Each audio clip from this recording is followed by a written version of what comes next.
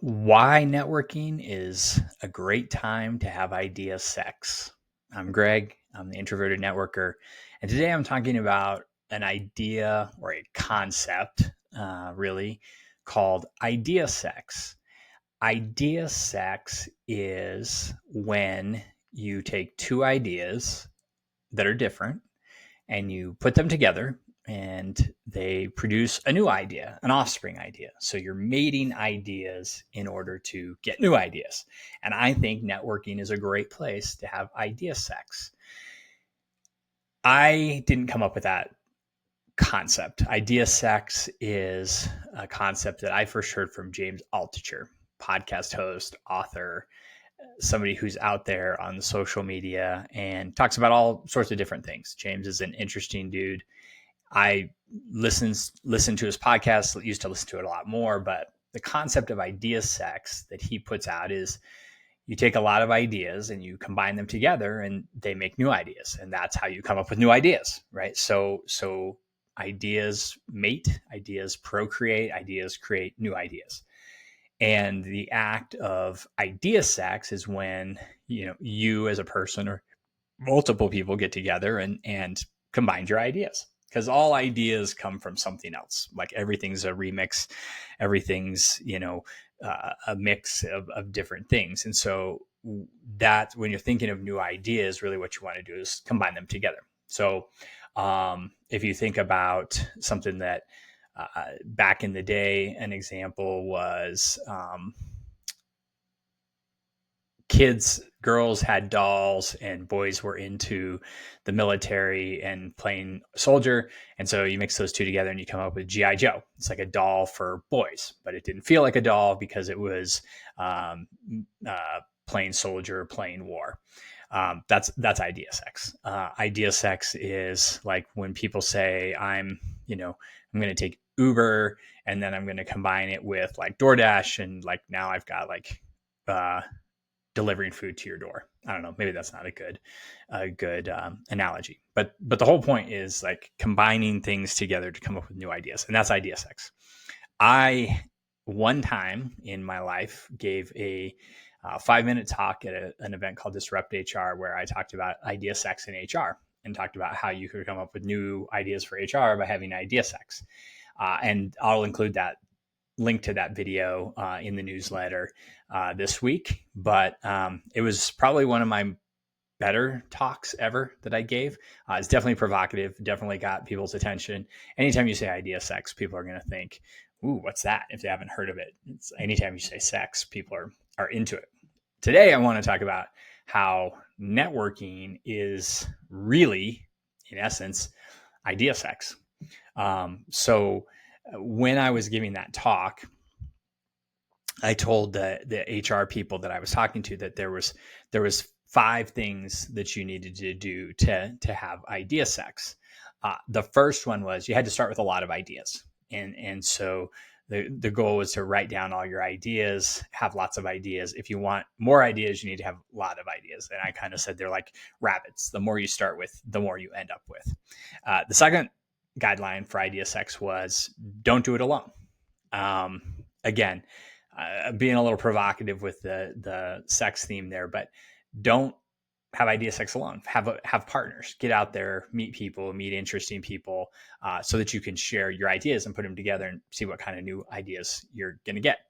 The third guideline was avoid any sort of inbreeding or incest. And what I meant there was get out of your zone of comfort, your normal people you hang out with, and meet new people. Get in new groups of people to get different ideas so you could combine different ideas to have more idea sex.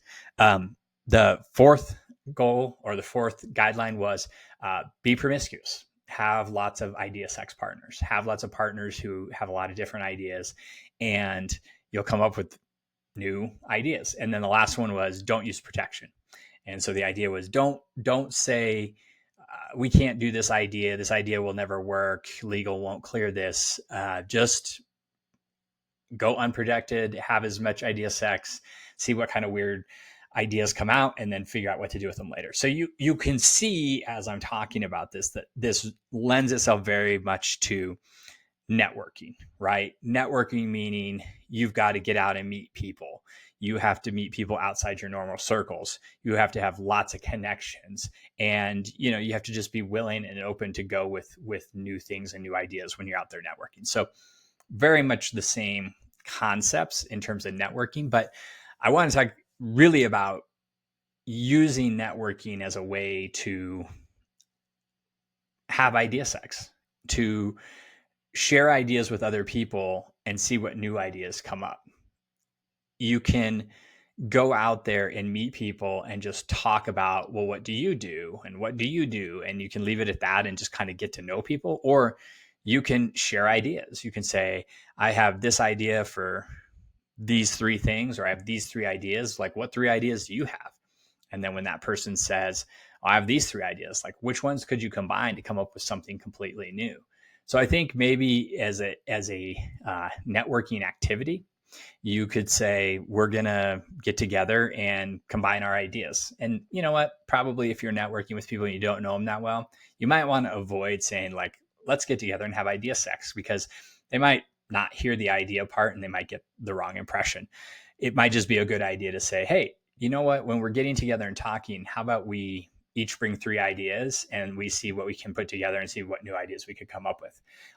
Three is a low number. 10 would be great, but if you can't come up with 10 new ideas or 10 general ideas that you could combine, then 3, 5, that would work. But I think what is important here is that, again, you go back to these sort of concepts of make sure that you're networking with different people outside your normal industry or zone of comfort, networking with people who have different points of view and ideas, so that you are getting new angles on things. And again, make sure that you're meeting with more people, right? Like, again, it's okay to connect with the same 3 to 5 people. That's great. You have your core group, but strive to kind of meet some new people that maybe will challenge you a little bit and maybe give you some different ideas. Because again, the goal is to come up with new ideas, not just to kind of have the same ones over and over and over and be with people who are going to just give you the same ideas. And don't be afraid to share those ideas. Don't be afraid to put them out there. So I guess kind of where I wanted to go with this was just that if you are struggling to network and you're thinking, I don't really, know why I might want to network with somebody, or I don't know what we're going to talk about or anything, I would say think of this concept of you're getting together to share new ideas, and to create new ideas through idea sex and some of the things that I talked about. Most people are going to think, well, I'm networking because I'm looking for a new job.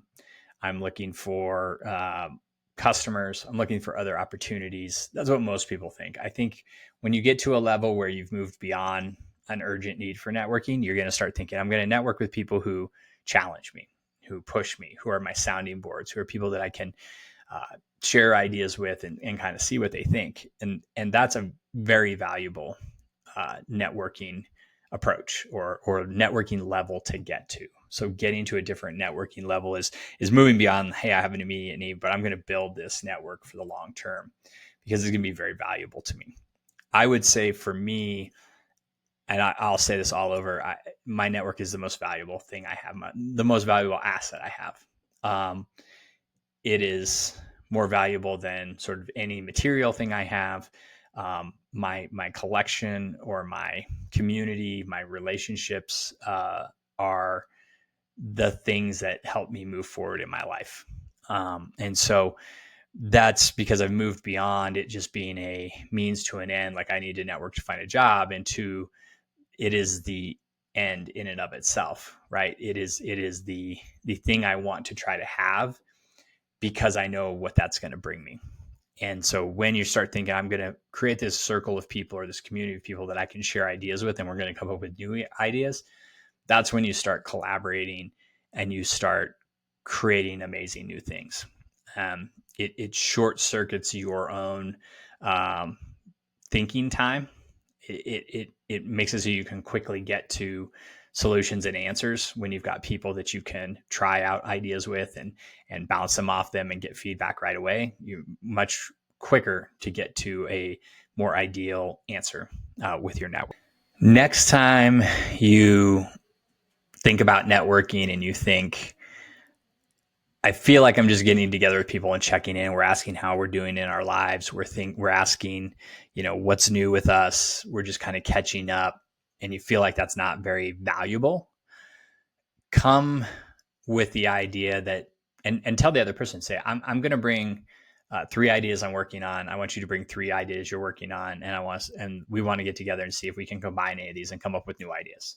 It's an exercise in brainstorming. It's an exercise in coming up with new ideas. I call it idea sex. People call it idea sex.